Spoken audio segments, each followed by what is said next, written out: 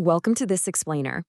There's a saying I literally always come back to: if you're not learning, you're falling behind. And when it comes to the 2026 World Cup, truer words have definitely never been spoken. Today, we are serving up your ultimate cheat sheet for what is, without a doubt, going to be the most complex, massive, and logistically fascinating World Cup in history. So let's jump right in and see how we're going to break this all down. Here's a quick look at our agenda for today. We'll start with number 1, the biggest tournament in history. Then 2, crossing 3 international borders. 3, unlocking the FIFA PASS. 4, we'll put a spotlight on Toronto. And finally, 5, creating the fan experience. All right, kicking things off with Section 1, the biggest tournament in history.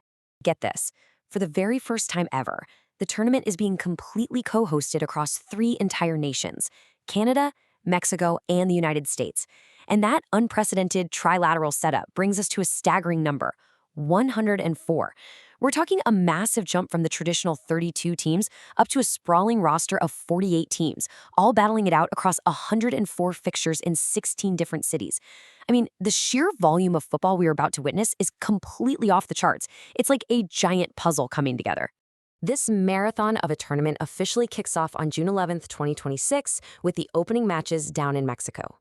From there, we power right through an intense group stage before the knockout rounds, the round of 32, begin on June 28th. And it all builds up to July 19th, when the trophy will finally be raised in New York, New Jersey.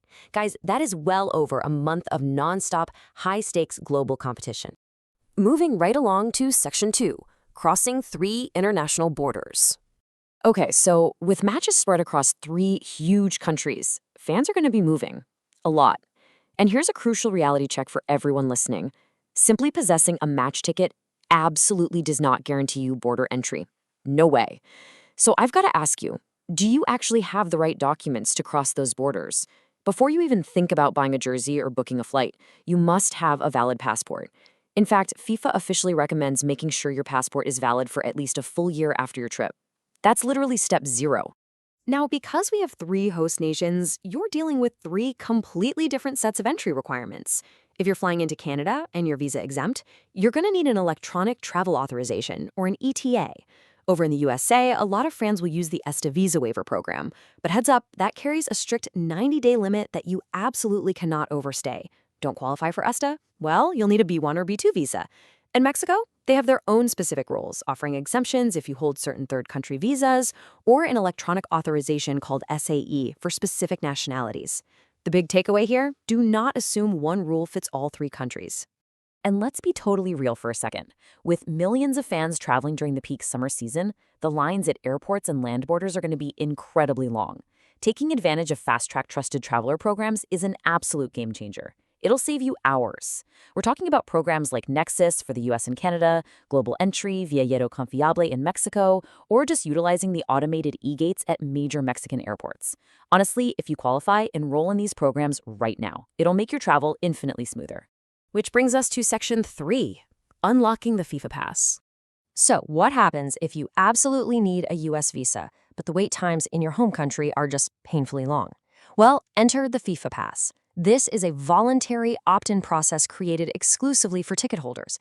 Now, if you already have an ESTA or a valid US visa, you don't need to worry about this. But if your country doesn't participate in the ESTA program and you need that B1/B2 visa, this pass could literally be your golden ticket to a priority interview with the US State Department. Here is exactly how this works, step by step. First, you just log into your FIFA account and opt in to get a unique key. Second, you head over to the State Department website and fill out your DS-160 visa form. Third, when the form asks if you're a ticket holder, you answer yes. But wait, here is the absolutely critical detail. Your name and passport number must match exactly, down to the letter, across your FIFA account and your US visa forms. If they match perfectly, the system recognizes you and grants you access to that priority interview schedule. It's really a brilliant logistical bridge. Let's shift gears now for Section 4, spotlight on Toronto. To truly grasp what this tournament will feel like on the ground, we kind of need to zoom in and look at just one of our 16 host cities, Toronto. This city is gearing up to be a spectacular host for the ultimate prize in football. Sharon Bolenbach, the executive director of the city's World Cup secretary, hit the nail on the head when she called this a once-in-a-generation opportunity to showcase the city under their official theme, The World in a City. It's a fantastic call to celebrate the rich mosaic of neighborhoods and diverse cultures that make Toronto so completely unique. And Toronto isn't just acting as a picturesque backdrop, right? They are hosting 6 major matches. The city is going to see some intense group stage action, including Canada's very own match on June 12th, right alongside games featuring absolute powerhouses like Germany, Croatia, and Senegal. Plus, the city even gets to host a high-stakes round of 32 elimination match on July 2nd. So where is all this actually happening? Well, there are basically 2 epicenters in the city. The matches themselves will be held at Toronto Stadium, over at Exhibition Place. But for fans who don't have a ticket, the real heart of the party is going to be the FIFA Fan Festival, set in this really unique urban environment at the Fort York National Historic Site and the Bentway. This festival is going to be an incredible, family-friendly blend of live match viewings, live music, amazing food, and local art, all right near downtown. And that leads us perfectly into Section 5, creating the fan experience.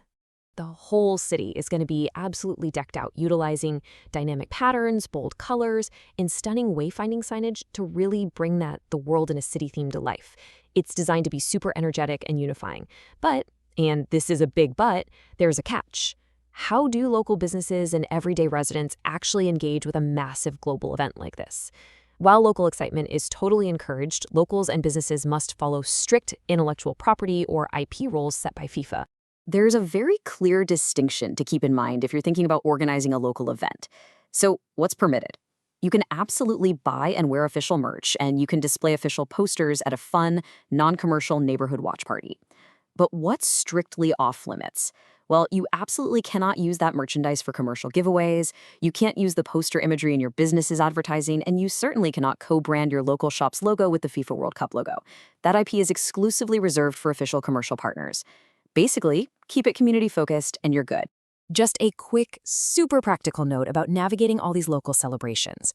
Toronto has fantastic transit options. You've got the TTC subways, streetcars, GO Transit, plus some really great walking and cycling infrastructure. Driving? Yeah, that is strongly discouraged. There are going to be extensive street closures all around the stadium and the fan festival. So for sure, plan to use transit or active travel to get to those watch parties. Okay, we have covered a ton of ground today. From the sheer scale of the 104 matches, to the intricate border logistics, the super clever FIFA Pass, and the vibrant local plans of host cities like Toronto. So I want to leave you with this provocative thought. When the world literally arrives at your doorstep, are you prepared to navigate the logistics? And more importantly, will you be part of creating a historic, lasting legacy? Start planning now, get those documents in order, and get ready for an absolutely unforgettable experience. Thanks for hanging out with me for this explainer, and I'll catch you next time.